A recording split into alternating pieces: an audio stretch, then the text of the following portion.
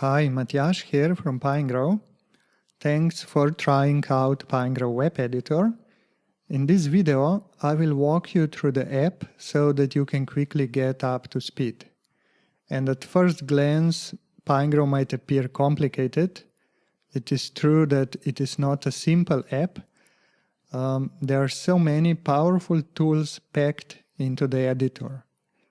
But there is a logical structure behind the user interface, and once you get familiar with it, you will love Pinegrow. So let me show you. We start from the beginning on the start screen, where we have the option to create a new page or open an existing one. We can also open URL that lets us play with websites directly from the web. And we can open project, and projects in Pinegrow are just folders on our computer. Let's create a new page. And here we get a choice of various frameworks. Pinegrow comes with full support for Bootstrap, Foundation, plain HTML projects and others. And we'll choose blank Bootstrap 4 page. So here it is. First, let's save it.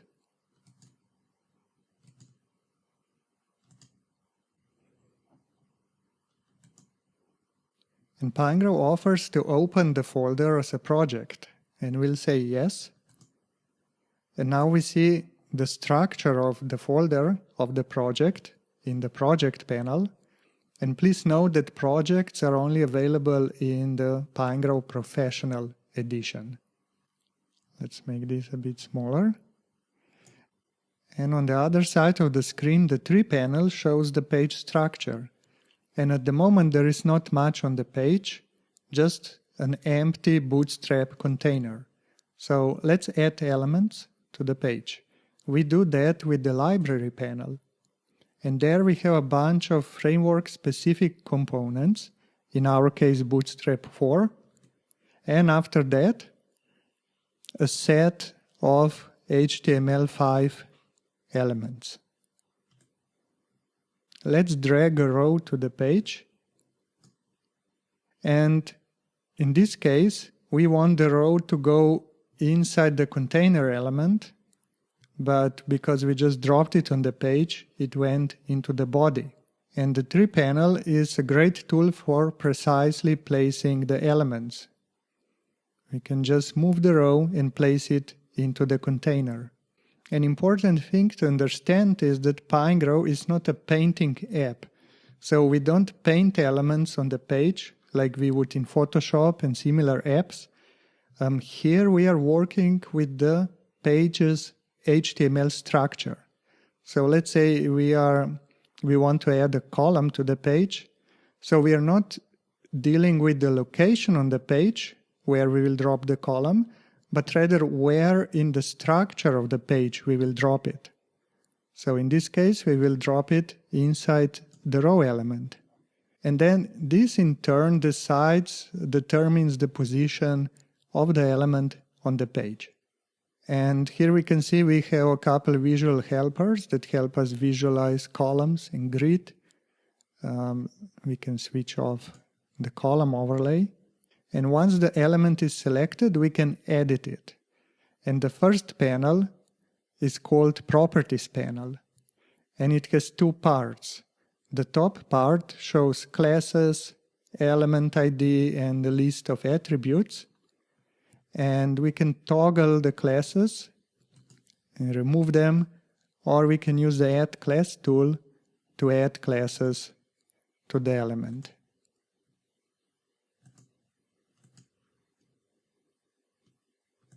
And the bottom part shows the properties specific for this element. And here for column we have a bunch of Bootstrap settings.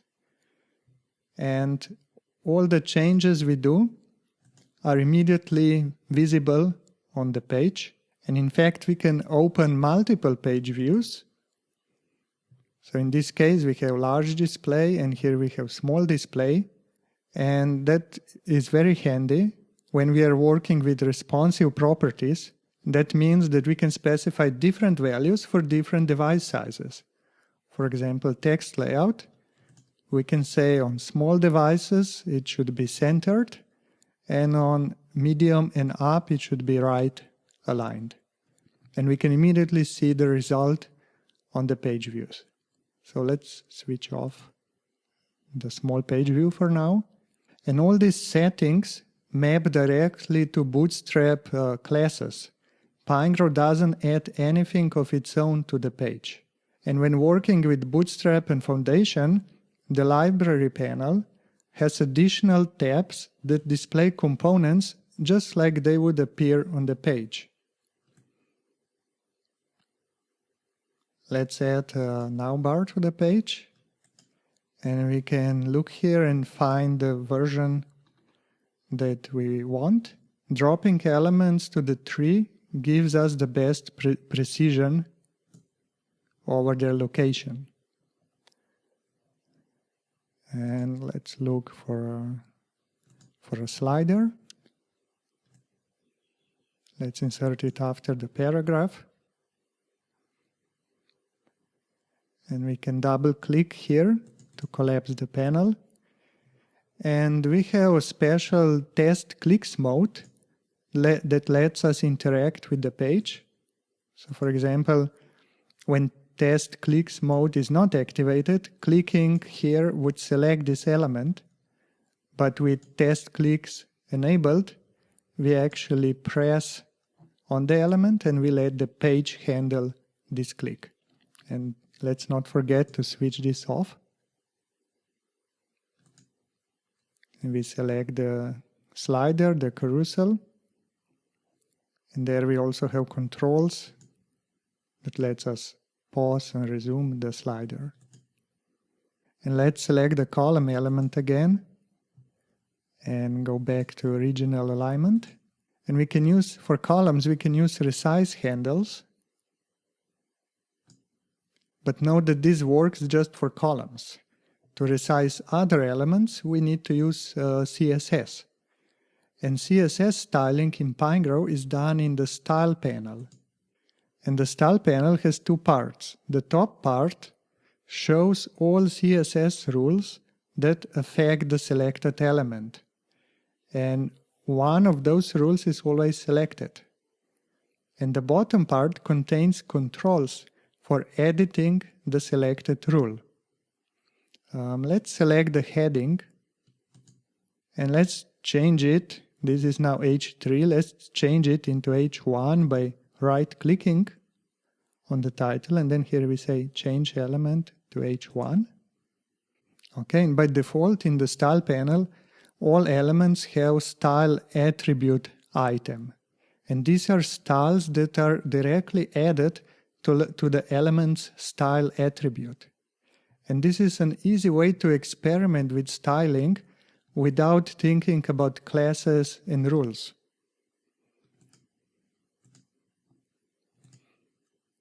So let's select a different font from Google Fonts for our heading.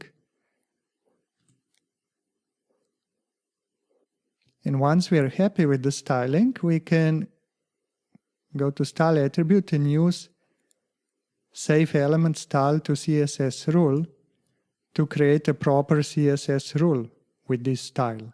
And this opens up the selector maker, and here we have the choice to build the selector by clicking on the tag names, for example H1, and we can build a chain including the selectors of the parent elements, and the tool shows us how many elements on the page are targeted by this selector. In this case, only the selected element matches the selector. And we can manually edit the selector. For example, let's type the selector for the class title. And because the class title is not yet assigned to the selected heading, the tool offers to do that for us. So let's click Create.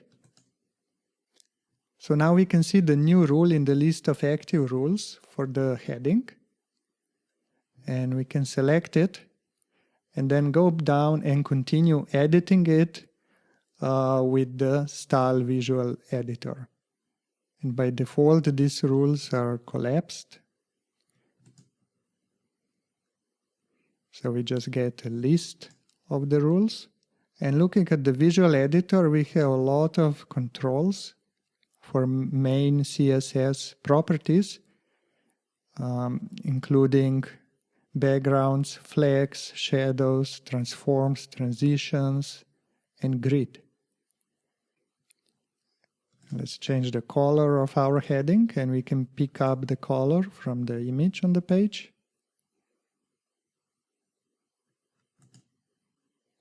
And if we go back to style attribute and we do a change here, for example, uppercase, we can go back to this save element style, and we can choose an existing rule. It has to be one of the active rules, and we can save this property there. So if we go now to the title rule, we see that the transform uppercase was now added to the title. And another way to create a new CSS rule is by using these two buttons. So we have quick create, where we just type the selector, for example, lead text, and then we click on create, and this creates the, let's get rid of that, creates the rule and selects the rule, so we can immediately start editing it. And if we want more control over the rule that we create, we can press on this three dots button, and this one opens again the selector maker, where we can create the selector for our new rule. And here we can also choose a media query. Responsive breakpoints can be edited with manage breakpoints in the page menu.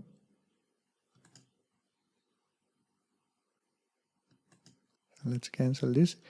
And multiple page views are very handy when we are dealing with responsive design. So here we have a page at large device size and the same page displayed on an extra small size. And notice this icon, here it's highlighted. And that means that this page view is selected for the style panel. And that means that the style panel shows active CSS rules that affect the selected element, in this case here, on this particular device size. Let's create a quick example. Let's say we want our heading style to only affect larger device sizes. So we select the title rule, and then media queries can be also edited here in the visual editor. And let's choose the media query that targets devices that are larger than 992 pixels. And once we do that, we see that the styling on the small display changed, and also that our title rule disappeared from the active list. So why is that? Because the small page view is selected, and our new rule targets only larger devices. So it doesn't affect the selected element on this device. But if we select the larger device, either by clicking here or just clicking anywhere on the page view, we can see our title rule came back, and now it is enclosed with a media query. And we can expand the active rules here to see all the declarations that they contain. And not only that, we can also edit them directly. And by default, Bootstrap rules are hidden from the active panel. And here we see that there are 4 more rules for this element from Bootstrap CSS. And if we click on this link, they will be shown in the active panel. And this is useful in cases where we want to inspect the underlying definitions so that we know what to change in our styling. But in general, it's not a good idea to go ahead and actually edit the Bootstrap styles directly. Pinegrow also contains a very handy feature. It's called Customize Bootstrap Theme, where we get the chance to create our own Bootstrap theme using SAS variables. But that's a bit out of scope for this document. Okay, now if we want to hide the Bootstrap styles again, we can go up here to Style Sheets menu, and then we right-click on Bootstrap and we say Ignore Inactive. And here we also have state buttons. And state buttons fix the selected element into a state so that we can style those states. For example, we can enable the hover state, and then we can create the rule for our title. So let's select title and we click here on these 2 dots and we say hover. So this rule will target the title in hovered state. And let's create a text shadow.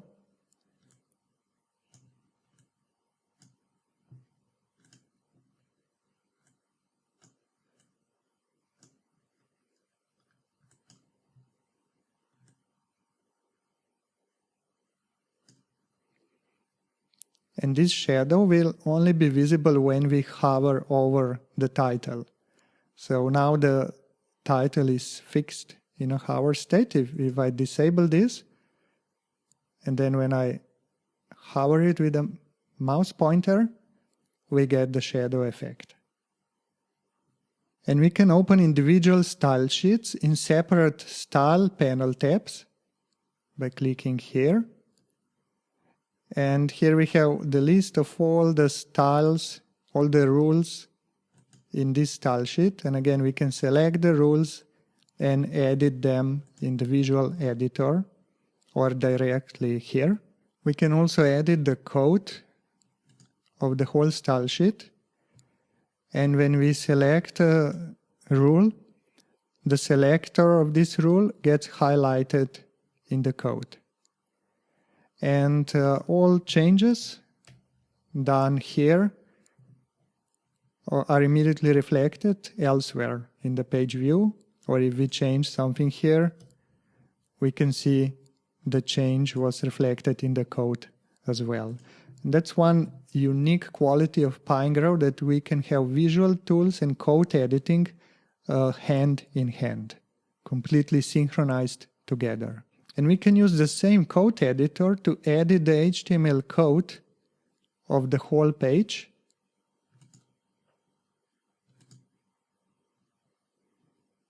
And if we select an element here, it gets highlighted in the code editor. And of course we can edit here everything. And if we right-click on the element in the code editor, this element gets selected on the page. Okay, let's close the code editor. We can also edit the code of individual elements.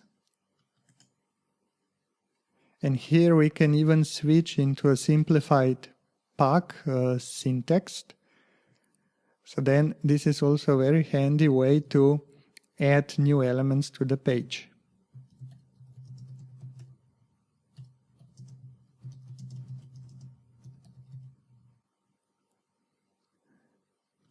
Close this so we have more space, and we have similar code edit box here in the library panel. And again, we can use the simplified syntax or the full HTML. So let's create an unordered list with 3 items.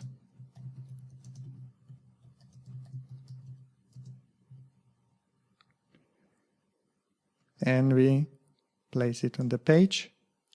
And here it is. This is very handy for inserting code snippets to the page.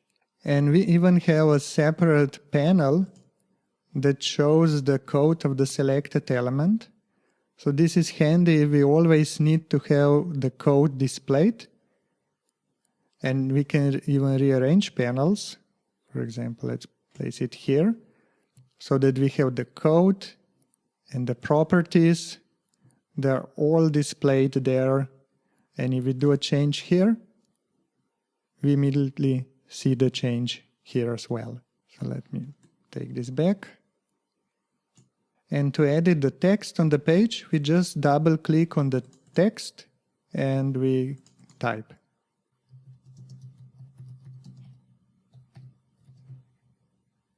And when we are done, we can exit the text editing mode. And we can also drop elements inside the text. To do that, we just hover for a second or two over the text, and then the cursor will appear, and then we just drop the element. So in this case, we added a button. And if it's difficult to precisely do what we want with inline text editing, we can always use the element code editor to fine-tune what we want to do.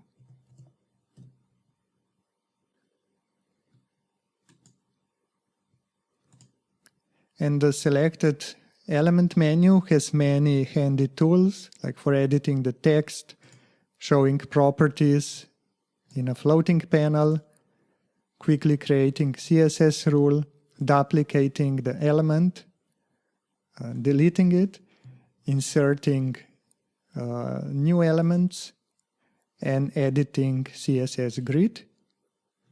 And also the drop-down menu has even more options. You can just play around with them. No time to explain all of them. And let's take a look at the top toolbar. Here we have the zoom level for the page view.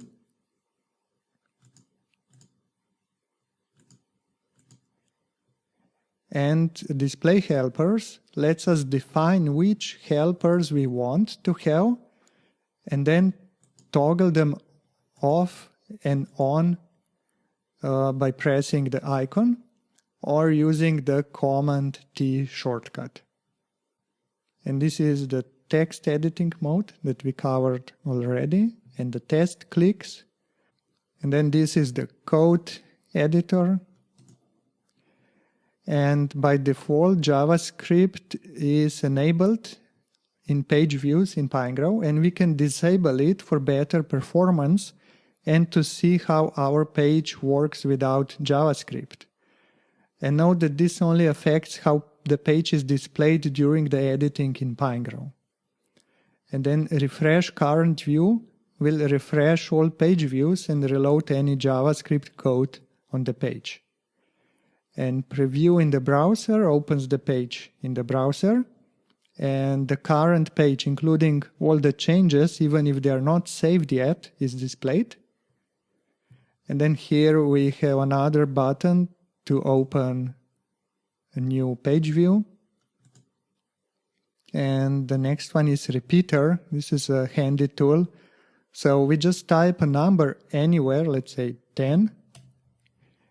And then the next operation will be repeated that many times. So now if I click duplicate, we will get 10 copies of the title.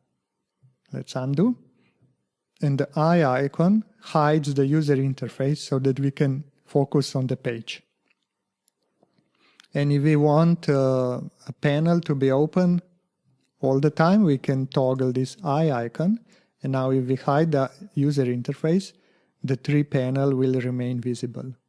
And the whole user interface is flexible. Tabs can be rearranged or open in floating windows and docked back. And we can save the current layout in the workspace menu. And here we can also restore either saved layouts or one of default presets. For example, if our own layout gets too messy, beyond repair, we can just restore one of predefined layouts. And the light theme is here as well. Some people prefer that. Okay, let's quickly visit the rest of the panels. The Action panel is used to define master pages, components, editable areas, and so on. And these are all Pinegrow professional features. We'll just mention them here. And same for WordPress. Here we can convert the page to WordPress theme by adding WordPress actions to elements. And this requires the WordPress edition of Pinegrow. And on this side we have a history panel that lets us undo and redo our edits. And it's also good to mention, let's say I'll duplicate a couple of paragraphs, we can select multiple elements. So let's change the background and the color. This is very handy to quickly change properties of many objects with one move. Okay, let's undo. And if we need a free photo for our page, we can use Page Insert Photos from Unsplash tool. And this is a browser of Unsplash photos that we can then easily, we can here select which size we want, or we can even define our own size. And then we can drag it to the page.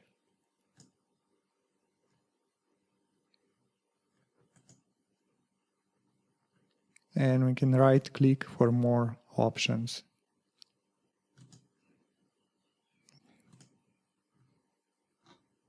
And there's more to Pinegrow, including visual CSS grid editor, Sass support, customizing Bootstrap themes, smart components, element libraries, and so on. And please check out tutorials and documentation to learn more. And if you are using Bootstrap and you noticed that the Properties panel looks somewhat similar to the Style panel, and you are wondering, what is the difference and when to use which panel, please continue watching this video. But if you're not interested in that, you can stop here. And I hope this walkthrough gave you a pretty good idea of how Pinegrow works and if Pinegrow is the right choice for you. Thanks for watching. Okay, so now we are just Bootstrap fans here. And this is a common topic we hear people asking. So I said, it's good to cover it here, but makes no sense to bother everybody with it. So we have a lot of controls in the property panel that let us change the alignments and colors and margins and paddings of the selected element. And we have similar controls here in the Style panel. So what's the difference? When to use what? So first of all, these controls here only appear in properties when we are using Bootstrap or Foundation frameworks. And the controls in the Properties panel are part of Bootstrap. Bootstrap defines a collection of predefined classes, helper classes for margins, paddings, colors, sizes, and so on. So for example, now the image is selected, and if we set top margin, we see the margin here, and we also see the class, the Bootstrap helper class that was added to the element. And this class in turn actually defines the margin with CSS. So, okay, and on the other hand, the Style panel contains controls for most CSS properties that let us control the styling of any element, regardless if we are using Bootstrap or not. So when we set a margin here, and let's set a bottom margin, so a large value, 100 pixels, the margin CSS property is applied to the selected CSS rule. So when to use what?